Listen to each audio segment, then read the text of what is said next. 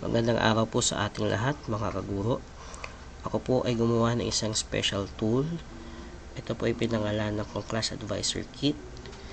So, yung Class Advisor Kit po natin, ang nilalaman po niya ay profile, e-class record, grade sheet, school form 1, school form 2, school form 5, school form 9, school form 10, certificates, and the list of classes. So, ito po yung mga vital forms na kailangan po nating i-accomplish.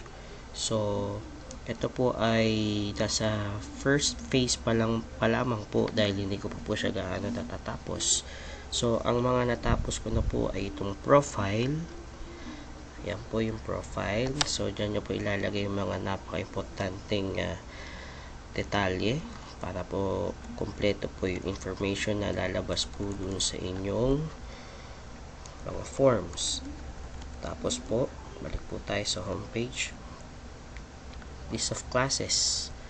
Sa list of classes, lalabas po yung inyong mga sections. So, plug link po si frugality, lalabas po ang inyong e-class record. Ayan po. So, as of now, ito pa lang po yung nagagawa ko. So, hopefully, matapos ko po ito within this week or by next week. Salamat po sa inyong panonood.